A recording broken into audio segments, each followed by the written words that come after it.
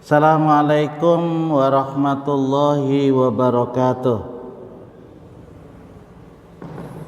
Bismillahirrahmanirrahim. Alhamdulillahi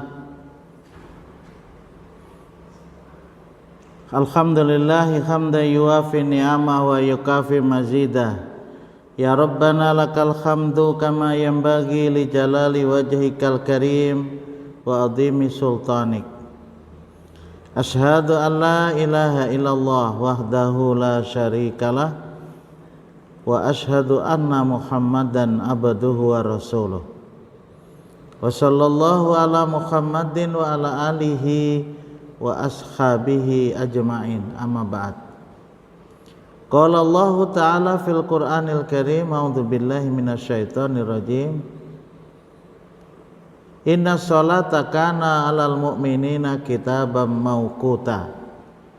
Sesungguhnya salat itu waktunya sudah ditetapkan oleh Allah Subhanahu wa taala. Jamaah yang memuliakan, kita masih membicarakan tentang perlunya kesuburan iman kita. Tidak mudah, Pak.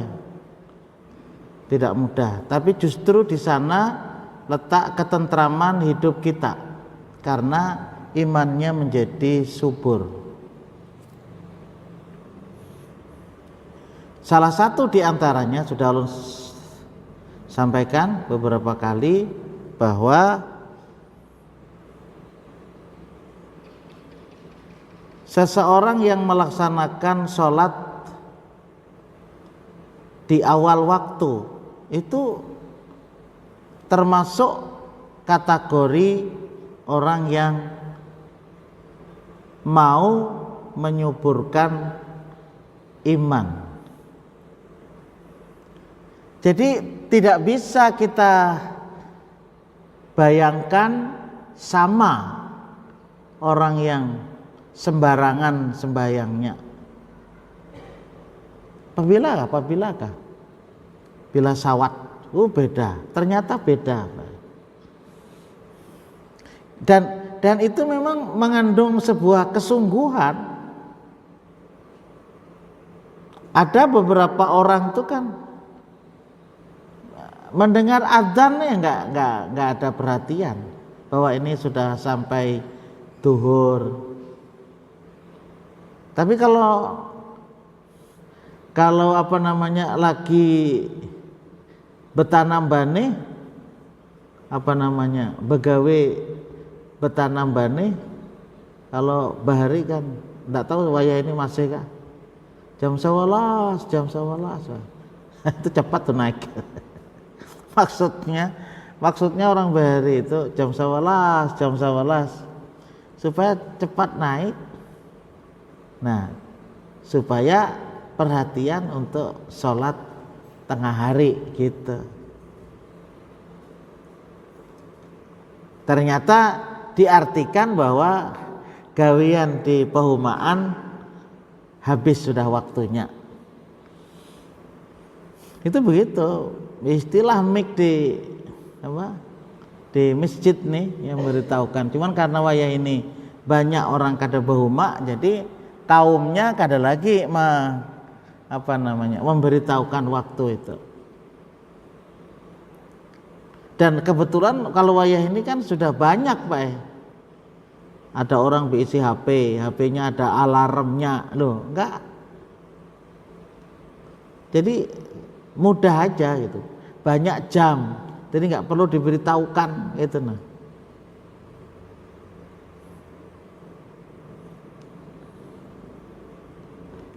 kalau orang itu mau melihat berapa banyaknya pahala yang diberikan oleh Allah bentuk materi, waduh, orang tidak akan begawe, Pak. Contoh saja sudah Ron sampaikan semalam, kalau sholat sendirian itu 1 pahala, sholat berjamaah 27, orang hanya mengartikan 1 dengan 27. Coba dilipat gandakan. Kalau orang yang melaksanakan sholat sendirian itu hanya diberi pahala 1.000.000. Tapi kalau sholat berjamaah 27 juta. Wah. Ayo bang kalikan macam itu, mau tuh. Cuman tidak dilihatkan, Pak. Kalau itu 1.000.000, kalau 1.000.000.000 ya. Kalau sembahyang seorangan 1 miliar, bila sholat berjamaah 27 miliar. Wah. An Abi Hurairah qala Rasul sallallahu alaihi wasallam inna awwala ma yuhasabu bihil abdu yaumal qiyamah min amalihi sholatuhu kita. Dari Abu Hurairah itu Pak pembantu Rasulullah yang suka membantu Rasul. Jadi sering ketemu gitu loh. Makanya kan banyak hadis itu an Abi Hurairah. Termasuk Aisyah. Aisyah itu kan istri Rasul. Jadi an Aisyah gitu loh Pak. Dan para sahabat itu adalah orang-orang yang memang mereka itu rasyidin, Pak. Orang-orang yang apa? Orang-orang yang mendapatkan petunjuk itu. Jadi kehidupannya itu memang untuk Allah gitu loh. Hidupnya memang untuk Allah, untuk beribadah.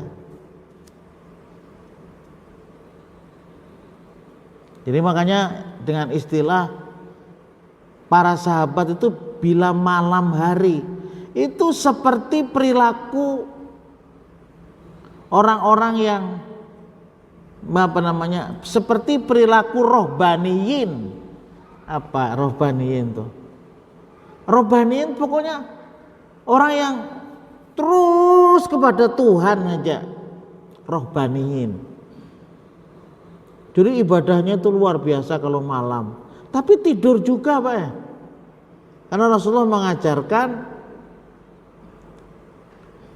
dalam diri kita juga ada hak, ada haknya, ada kewajiban, ada hak yang mesti kita lakukan, yang diperoleh.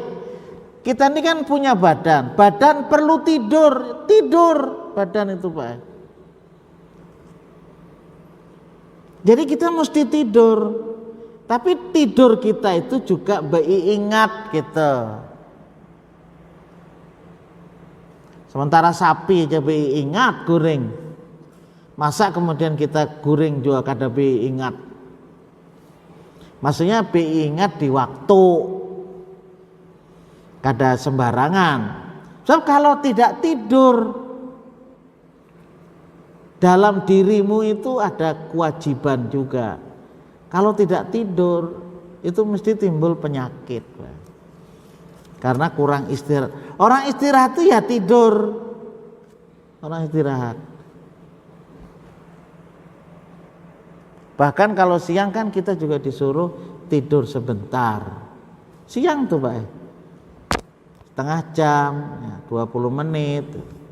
Itu sudah cukup. Ya kalau waktunya banyak silakan aja sejam. Jadi mesti ada lalu sehat. Malam juga begitu.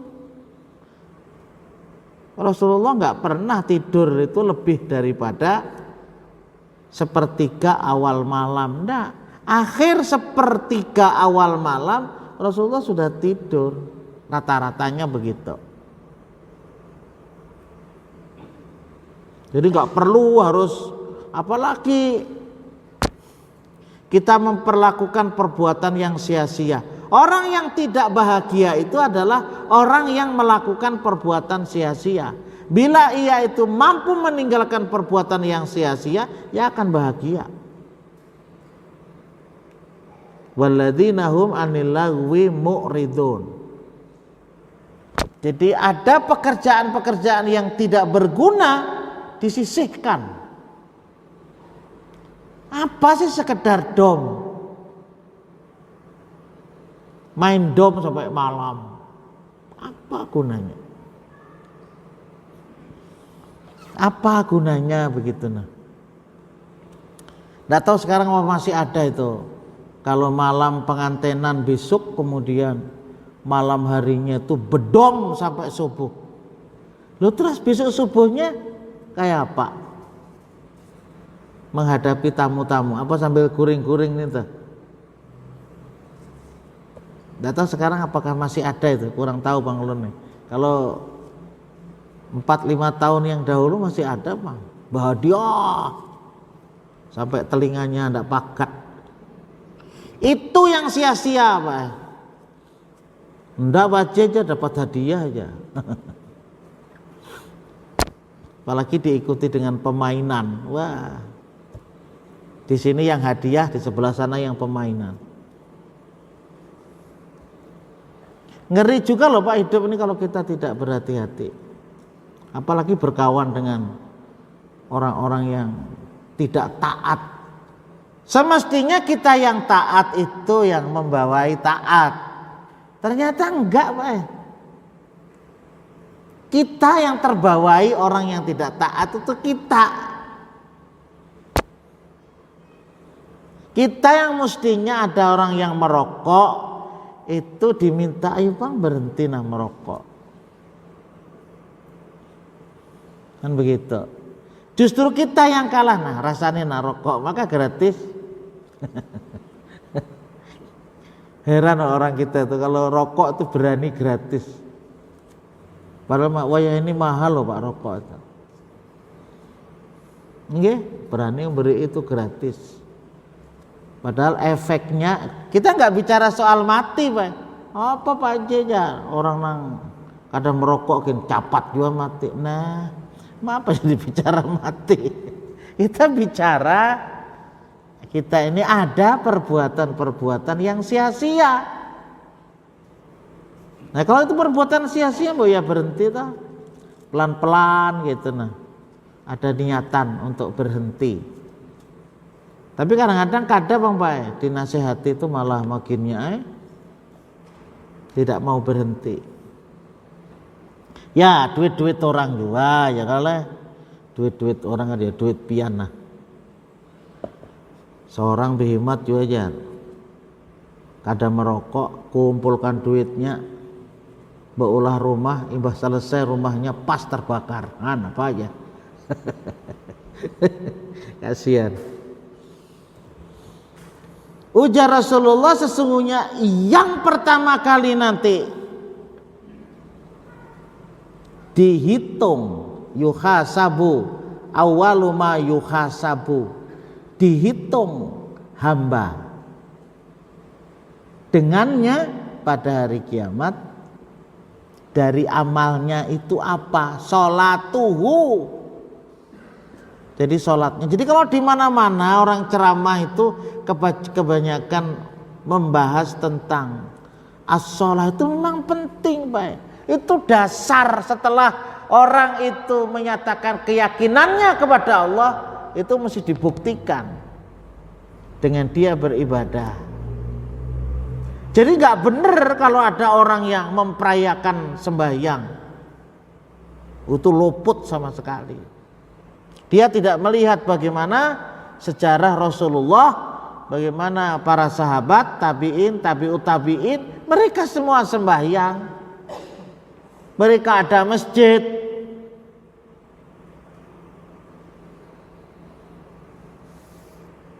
Makanya salah satu orang yang mendapatkan syafaat itu adalah ar-rajulu yata'allaqu qalbuhu al-masajid.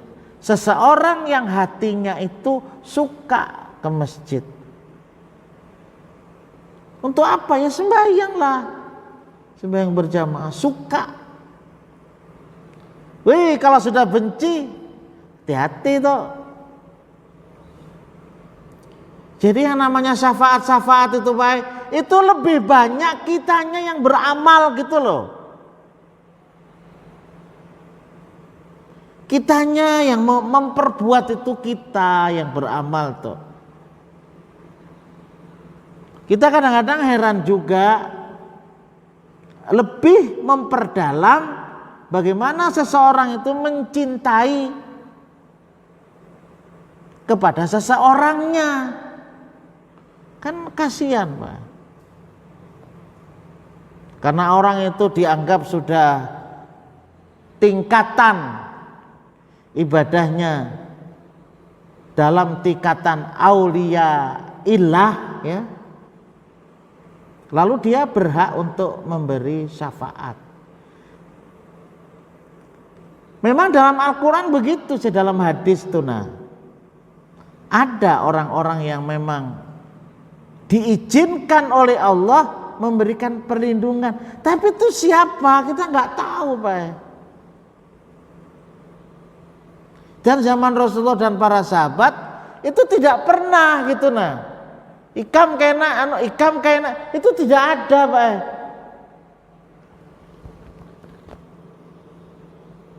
Itu kalau mau mempelajari sejarah memang tidak ada. Pernahkah kita mengatakan Imam Syafi'i itu adalah wali Allah? Enggak pernah Pak. Bisa bayangkan beliau itu umur 7 tahun, 10 tahun sudah hafal Al-Quran.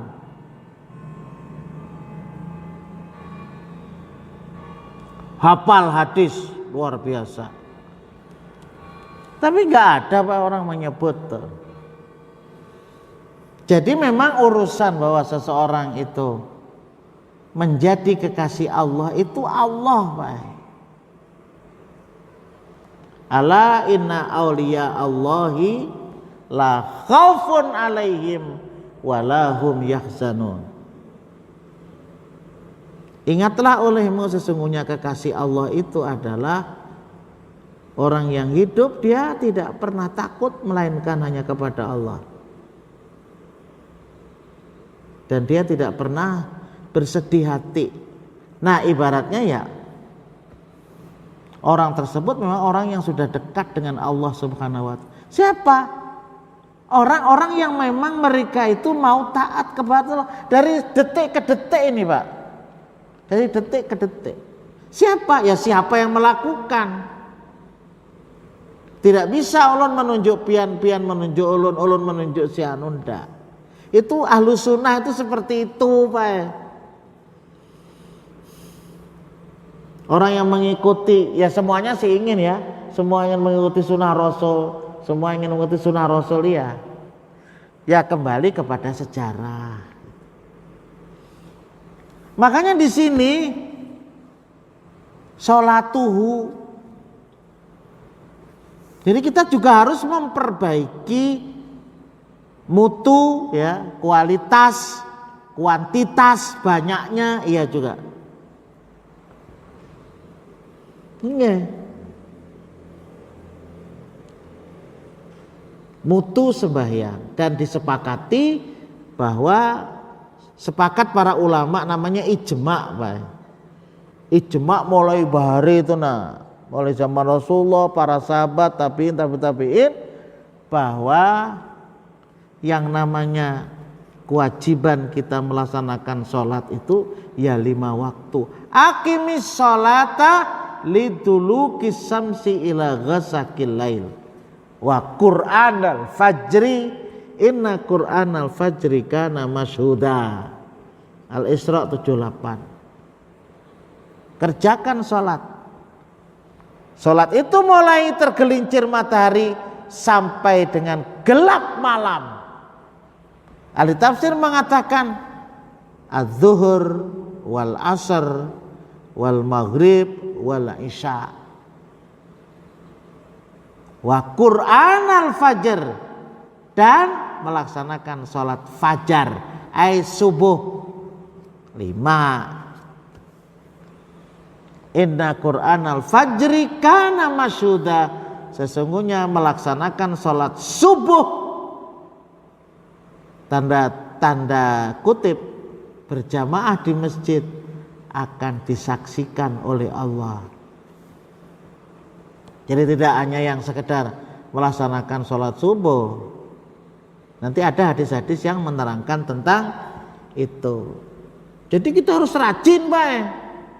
Harus mempunyai target bagaimana kita melaksanakan sholat subuh berjamaah di masjid. Itu mesti. Gak mau pikiran kita tuh lalu di rumahin. Untung yo aku sembahyang. Nah, di dunia ini kan yang ditulis oleh Allah itu kan kesungguhan, Pak. Kesungguhan. Seperti kita kesungguhan terhadap dunia. Kalau dunia sungguh, kenapa jadi akhirat tidak lebih dari sungguh gitu? Allah juga nggak suka, Rasulullah juga nggak suka, Pak. Kalau orang itu urusannya dunia itu juga galai, itu nggak suka gitu. Boros juga nggak suka. Gak suka Allah. Wala tusyrifu, jangan kamu menjadi orang yang berlebih-lebihan, orang yang boros. Orang bermewah-mewahan gak suka. Innallaha la yuhibbu kulla mukhtalin fakhur. Allah gak suka. Wala tusair khaddaka linnas wala tamshi fil ardi maraha. Innallaha la yuhibbu kulla mukhtalin fakhur. Janganlah kamu suka membuang muka dua pipi. Jangan kau palingkan dua pipimu. Merasa jijik lawan orang karena suka. Wala tusair khaddaka linnasi wala tamshi fil ardi maraha. Jangan kamu berjalan di atas bumi dalam keadaan sombong. Bukan maknanya berjalan saja, Pak. Dalam proses kehidupan janganlah peianya. Janganlah merasa paling baik dari orang lain. Merasa paling berilmu, merasa paling sogeh, merasa paling, pokoknya paling-paling itu nggak boleh, Pak. Paling peibadat, paling melaksanakan sunnah, paling-paling, pokoknya paling-paling nggak bagus.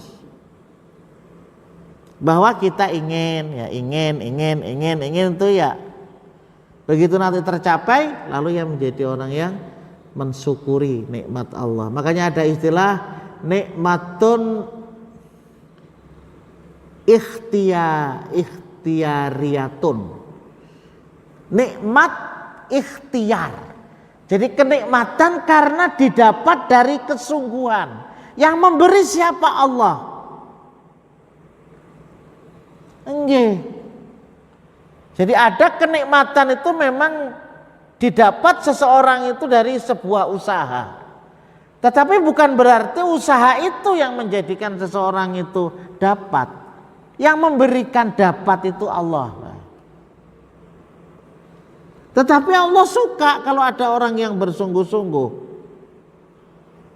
Itu kan begitu, Pak. Jadi semangat itu penting.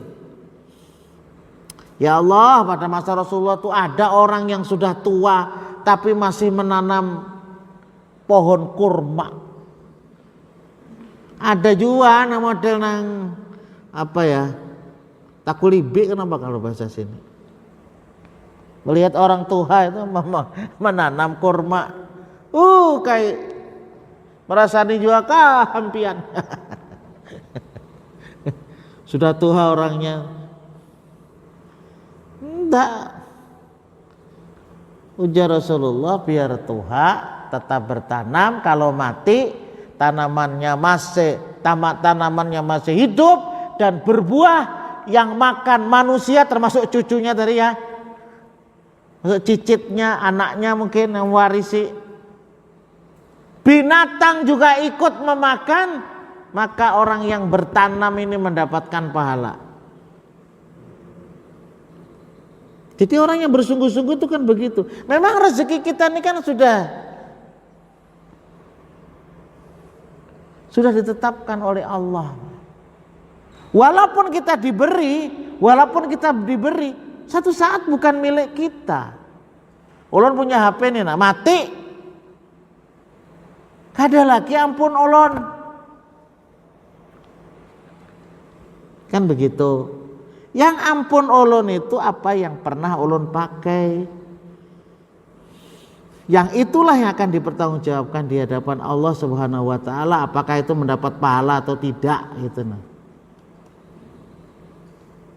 Jadi kesungguhan itu juga penting. Nah ini salatuhu. Jadi kita juga harus menggambarkan bahwa nanti ketika di hari penghisapan, sudah ulun sampaikan kemarin bagaimana proses kehidupan kita secara ringkas. Mau kemana sih kita ini kan gitu Pak. Jawaban ulun pulang lah. Kadang-kadang bisa kada ingat juga Pak. Nah ini nada nah. Orang meliuk-liuk akan perjalanan kita itu. Dari alam roh menuju ke alam rahim, dikeluarkan kita ke alam dunia. Sekarang kita di sini. Nah, baru talo nah. Alam roh, alam dunia, alam rahim ya, alam dunia. Pindah kita mati ke alam kubur. Gak tahu berapa tahun di alam kubur itu. Orang yang di alam kubur tidak bisa kembali ke alam dunia. Garis bawah itu Pak. Biar ada media elektronik di televisi atau apa yang memberikan gambaran bahwa manusia bisa kembali ke dunia, itu bukan pola hidup dari seorang Islam. Itu mesti ada pengaruh sinkritisme namanya Pak. Pencampur adukan pemahaman dari agama lain, itu namanya sinkritisme. Islam tidak menghendaki Pak. Qul ya ayyuhal kafir, itu jelas karena memang kita tidak ingin kembali kepada Allah, membawa kesirikan itu kita nggak mau Pak. Sedikit kesirikan risikonya adalah neraka selama-lamanya. Iya. Bisa menghapuskan seluruh perbuatan kebaikan. Yang bener aja kan sering begitu Pak. Allah sendiri yang mengatakan begitu. Wa may yusyrik billahi faqad habita amaluhu. Siapa yang berbuat kesirikan itu akan terhapus amalnya.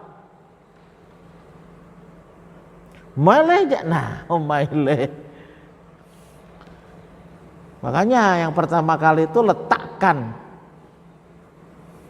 ketauhidan itu. Orang sembahyang aja coba. Allahu Akbar. Lainnya kecil. Bagaimana kemudian makhluk disamakan dengan Khalik? Ya enggak lah.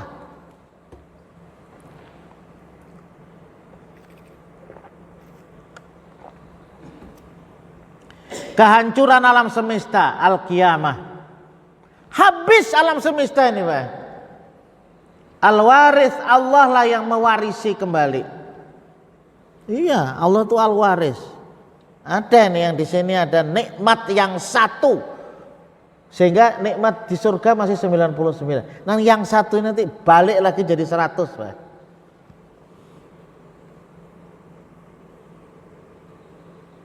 Nanti dibangkitkan. Ini jarak antara alam dunia, alam kubur, hari kehancuran, alam semesta, al-qiyamah. Al-qari'atu mal-qari'ah wa ma adraka mal-qari'ah. Yauma yakunun nasu kal farashil mabthuts wa takunul jibalu kalaihnil manfus. Itu kejadian hari kiamat itu dahsyatnya luar biasa. Sehingga al-qari'ah itu dikata qara'a. Wah, itu dentuman, teriakan yang tidak ada sudah wayani suara, pekak pokoknya Pak.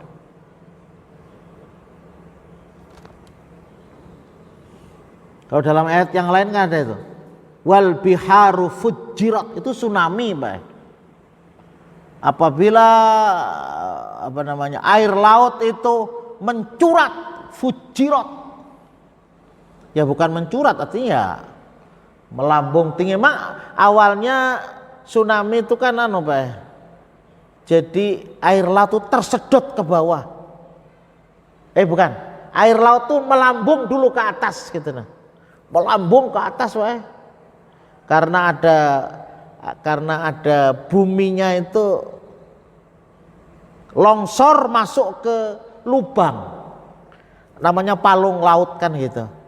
Masuk ke palung laut itu kan dalamnya sampai ada yang 10.000, ada yang 100.000 kilo dalamnya Pak. Jadi begitu bumi atau daratan di laut itu masuk ke dalam palung laut, akhirnya lautnya itu apa? Naik ke atas. Ya jelas toh, kalau siringnya tidak tinggi, masukkan Pak, sampai setinggi pohon nyiur seperti yang terjadi di Aceh itu.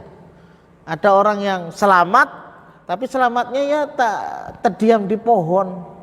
Pas pohonnya itu kada hancur kayak itu. Ya mungkin umurnya masih ada Pak ya. Begitu sudah naik, nah ini yang paling bahaya itu Pak. Ini nanti surut menuju ke bawah. Itu kerasnya luar biasa. Ya itu nama olah habis manusia itu.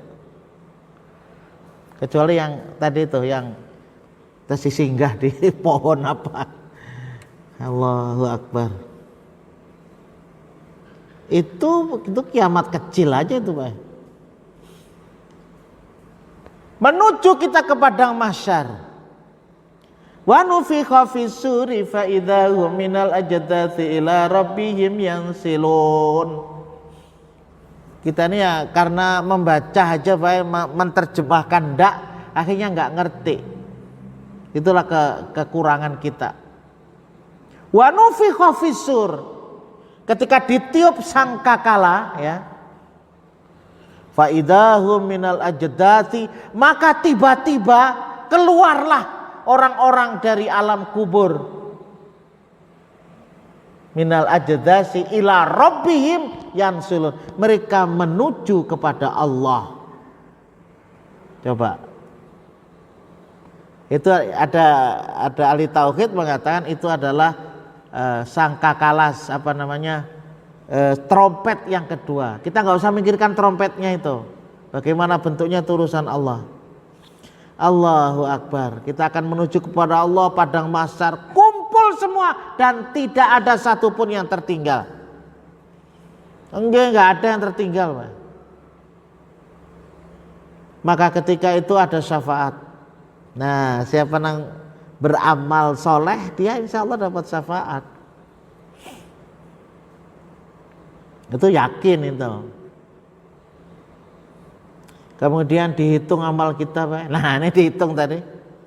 Kemudian setelah itu Allah menyerahkan catatan amal. Fa man utiya kitabahu bi yaminihi fa sawfa yuhasabu hisaban yasira, dalam surat Insyiqaq. Kemudian ada mizan. Ada timbangan Pak. Kita enggak bisa menggambarkan bagaimana menimbang amal seluruh perbuatan manusia ini. Itu berapa tahun wallahu a'lam. Akhirnya siapa yang ia bertakwa kepada Allah, tidak pernah berbuat kesyirikan, dan dia berusaha untuk selalu mengikuti sunnah Rasul. Berusaha baik kita mengikuti sunnah Rasul, maka ia akan mendapatkan al-haud, telaga. Ada orang mengatakan itulah telaga Kautsar. Barulah di situ nanti ada orang-orang yang memang dia perbuatannya dibalas masuk neraka langsung. Iya. Jadi tidak perlu melalui sirat. Orang yang melalui sirat itu menurut pemahaman sebagian ulama adalah orang-orang yang mereka itu perlu berjalan di atas sirat. Mana yang sudah perbuatannya nggak benar itu nggak perlu melalui sirat, sudah langsung dilempar menuju ke neraka. Kenapa? Karena sirat itu jisrun mansubun ala dhahri jahannam. Apa itu? Jembatan yang melintang menuju ke surga. Itu kalau dibicarakan ya panjang, tapi yang penting bahwa itulah proses perjalanan kita. Itu jelas diterangkan oleh Allah dalam Al-Quran. Tidak hanya satu ayat, dua ayat, banyak ayat untuk memberikan peringatan kepada kita. Loh kok kemudian kita tidak memperbaiki sholat kita, kan kasihan. Ya nggak tahu karena pengaruh-pengaruh dunia seperti ini. Kalau Pak, termasuk kita-kita ini juga harus waspada. Gitu. Jangan disalahkan dunianya. Kitanya Pak yang mengatur, itu kitanya. Kan waktu itu kita yang mengatur. Jangan waktu yang mengatur kita. Kebanyakan kita ini Pak diatur waktu. Tahu-tahu maghrib itu lah, tahu-tahu siang. Fa in saluhat faqad aflaha wa anjah, wa in fasadat faqad khaba wa khasira. Nah, coba apabila bagus sembahyangnya, termasuk tadi di awal waktu ya, sungguh ia menjadi orang yang sangat beruntung dan sungguh menjadi orang-orang yang selamat. Tapi kalau rusak sembahyangnya, maka sungguh ia menjadi orang yang khoba, yang gagal, dan orang yang merugi. Rugi, Pak.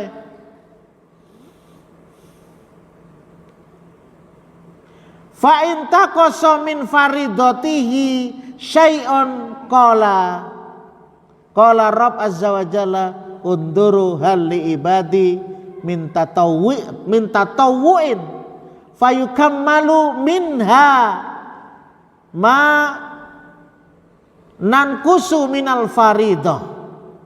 Kalau toh ada kekurangan dari kewajibannya, sedikit dari kekurangan itu, maka Allah Subhanahu wa taala mengatakan kepada malaikat itu, ayo Pak ngelihati abdakah hambaku itu dari tatawu'in, salat-salat sunat. Nah ini di sini Pak. Jadi kita pun juga penting untuk memperhatikan penyubur daripada salat kita itu adalah apa yang disebut dengan salah satu salat sunat kita adalah salat sunat rawatib. Rawatib itu adalah sholat sunat yang mengikuti baik itu qobliyah maupun ba'diyah. Jadi apakah itu yang sebelum maupun yang sesudah, berdasarkan tuntunan. Jadi ada tuntunan Rasulullah kapan kita melaksanakan sholat itu. Itulah bagian dari minta tawu'in. Jadi selagi kita punya kesehatan, selagi kita punya waktu Pak ya, untuk ada Allah sempat mendengar orang ceramah itu, kita punya dinding ya, kalau beton itu ada yang lipap-lipap kurang bagus ya, itu kurang, maka untuk memberikan sesuatu yang halus maka perlu didempul ajar. Betul atau tidak itu perumpamaan seperti itu. Jadi didempul, dempulannya itu apa? Dempulannya itu adalah minta tawu'in. Salah satu diantaranya adalah sholat rawatib qobliyah dan ba'diyah. Terjadi dua pendapat. Yang pertama ada yang mengatakan 10 rakaat, hadis yang kedua ada yang mengatakan 12. Ya tergantung bagi kemampuan kita aja lah. Sesudah isya ini nanti 2 rakaat, kita gawe Pak. Memang sesudah sholat sunat bagus di rumah. Jangan-jangan di rumah kada tegawe, Lalu ada para ulama yang mengatakan ya sudah dikerjakan di masjid saja, nggak salah itu. Nah, soalnya ada juga Pak nanti yang menyalahkan, ini dia harus sembahyang ba'diyahnya di masjid, orang sunahnya di rumah. Ya bagi yang mampu baguslah, karena rumah kita itu Pak perlu juga ditempati untuk melaksanakan sholat. Jadi sholat sunat itu kita kerjakan di rumah supaya apa? Supaya rumah kita itu ada ruh, supaya rumah kita itu ada cahaya, supaya rumah kita itu terhiasi. Iya, supaya terhiasi. Yayyinu buyutakum bisolati wa qiraatil Quran. Hiasilah rumah-rumah kamu itu dengan melaksanakan sholat dan baca Quran. Baca Quran. Sampaikan sudah? Belum boleh? Oke, sedikit lagi. Jadi seperti itu Pak. Apabila ia rusak, gagal, dilihat bagaimana yang sunnah. Unduru hal li abdi minta tawiin. Adakah dari hambaku itu melaksanakan yang sunnah, ba'diyah dan qobliyah. Nah, isya 2 rakaat, sebelum subuh 2 rakaat, gitu. Sebelum duhur 2 rakaat, sesudah duhur 2 rakaat, sesudah maghrib 2 rakaat. Yang lainnya itu ada, tetapi ghairu muakkadin, tidak selalu dikerjakan oleh Rasul. Nggih, tidak selalu dikerjakan. Sebelum maghrib ada, kemudian sebelum duhur. Kalau itu duhur itu 2 itu memang para ulama sepakat termasuk yang kuat. Nah, kemudian sebelum asar, nah itu juga termasuk min tatawwi'in ghairi muakkadin, termasuk sholat sunat yang bukan selalu dikerjakan oleh Rasulullah. Itu Pak akan menyempurnakan dari amal-amal yang kita lakukan itu. Tsumma takunu sairu a'malihi ala hadza. Kemudian kalau sudah seperti itu, maka menjadi sempurnalah seluruh amal-amal yang dilakukan terhadap hal ini. Jadi jamaah muliakan, jadi luar biasa perbuatan atau ibadah sholat yang kita lakukan itu. Salah satunya adalah upaya kita untuk menyuburkan iman kita. Di samping juga ada beberapa sholat sunat yang lain seperti sholat duha, seperti sholat tahajud. Tetapi yang paling kita perhatikan adalah qobliyah dan ba'diyah. Demikian yang bisa ulun sampaikan.